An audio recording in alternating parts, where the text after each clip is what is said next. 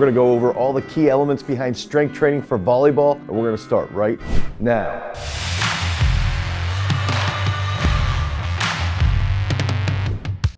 What's up, everybody? It's Dane Miller from GarageStrength.com, and if this is your first time to the channel, make sure that you like, you subscribe, and you smash that notification bell so we can help you become a beast. So a lot of volleyball players might have a slower reaction. Maybe they've got some lower back mobility issues. They struggle to dig balls specifically that might be a little bit lower. Maybe they've got a little bit of knee pain. They roll their ankles consistently. They get that shoulder and elbow pain, and they end up feeling a little bit fatigued, a little bit beat up from all the jumping, from all the explosive work that goes into dominating out on that volleyball court. And that takes us to what we need to focus on when we're thinking about strength training for volleyball. We've got to realize with the game, there might be 3 to 5 game series, and this might be played throughout an entire day. So there's a lot of explosive work that can lead to beating up the knees, that can lead to beating up the shoulder, the elbow, the rolled ankles if you land on somebody's ankle as well, or their foot. And all of this stuff can really lead to some serious issues long term. But if we can strength train properly and look at it from the perspective of actually complementing the sport, we've got to look at volleyball-based strength training as complementing the sport. It can't be the main focus. We don't need to have these huge hulking individuals, although big individuals can be extremely explosive. What we want to look for is adding some muscle mass to provide serious stability while drastically increasing things like dynamic trunk control and power output. So that's going to take us right into those elements that we've got to focus on when we're strength training for volleyball. That first key element is going to be focusing on explosiveness. Now, here's a key factor is that a lot of strength coaches might sit there and say, hey, we're going to focus on explosiveness, but all they're doing is high volume plyometric work, and that's going to lead to just completely exacerbating any knee issues that we have, any hip problems, lower back pain, ankle pain. I like to focus on specific tasks and specific aspects of a sport. So in volleyball, when we're trying to be explosive, right, we are typically going to see a bilateral jump, almost always a bilateral jump. And so what's ironic is that when we're training explosive power in the weight room, I like to train it unilaterally and bilaterally, even though in the sport, there's a lot of bilateral jumping. What ends up happening then is that if we train explosiveness in the weight room from a unilateral perspective, it's actually gonna help coordinate the athlete even further, which is gonna improve their bilateral explosiveness. So that's a really key concept. Some explosive stuff that we could be doing.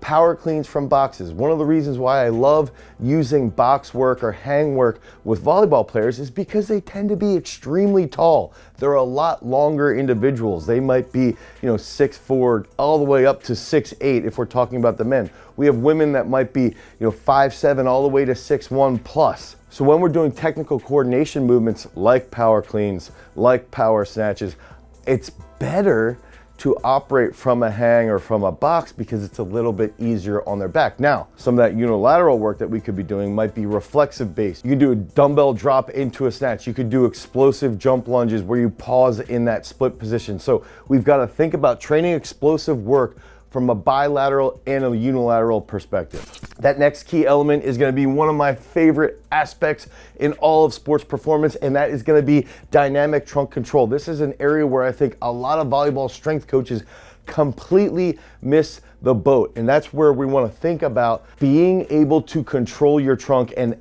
analyzing your trunk as your gut, your abs, your core, and your entire back, okay? So a lot of digging, we've got to have good hip mobility. We have to have good lower back mobility. A great exercise for dynamic trunk control, standing with our butt against the wall, and we just raise plates here, but we try to get into that position that we would be in when we're trying to dig. Now, for volleyball specifically, if we're trying to cut side to side laterally, we want to have strong obliques so we can cut very tightly, very rapidly. Same thing if we're going up for a block, we land and we've got to get back up for another block. We want to make sure that our trunk can handle that very quick reaction. We don't want to collapse and come forward. Also, think about someone serving.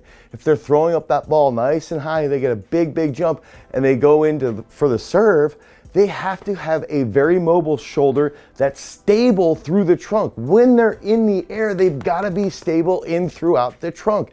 If they're loose, they're not gonna have as much power on that strike, okay, on that serve. So if they are more coordinated throughout their trunk when we're serving, now that's gonna lead to a faster, more precise serve. So now we can move back to what we referred to in the beginning, and that's complementing the sport. Dynamic trunk control training is actually going to improve the technical skill in very specific aspects. And this has to be factored into every single day of training, because this is stuff that can improve drastically and over time throughout training. It's also going to be applied directly onto the court. That third key element for volleyball-based training is going to be absolute strength. Now, before we close our ears, and we don't want to hear any of this, a lot of volleyball players have no interest in absolute strength when they first hear of it, because they're thinking about these huge power lifters. They're thinking about having to back squat from 6'7" all the way down ass to grass, and they don't want to do that, right? They have no interest in doing it. It might hurt their knees, it might hurt their lower back. But what I think about is when we look at absolute strength, I want absolute strength to complement dynamic trunk control, to complement explosiveness, and to complement the game. So if we have someone that is a bit taller, maybe they're doing more front squat work, maybe they're doing a little bit more squatting to boxes, maybe we're doing a lot of unilateral absolute strength, so single leg squats with a slow eccentric, overhead walking lunges, things that are a little bit easier but can still increase that absolute strength, which is also going to increase our dynamic trunk control and our explosiveness. I even believe that working on absolute strength in our upper body, doing some heavier dumbbell benches, doing some heavier pull-ups, that's gonna lead to a more stable shoulder girdle, okay? So then we can think about improving the absolute strength of our upper body, which is gonna really help with our power output from our shoulder, from our elbows, from our lats, from our trunk, and that's gonna carry over really, really well to more precise hitting. And that's gonna take us right into that last key element behind volleyball, and that's gonna be stability. And if we can think about stability from the aspect of we need our ankle joints to be stable. So we have to increase our foot strength. We have to increase our ankle mobility, and ankle mobility will mean improving the passive flexibility and stability of the joint, okay? So we wanna focus on our ankles. We wanna focus on our knees, so slower eccentric work, doing some unilateral slow eccentric work, doing some plyometric work where we might pause when we ground. Then we want to focus on our lower back and our hip stability. And then the key factors up top, shoulder stability, elbow stability.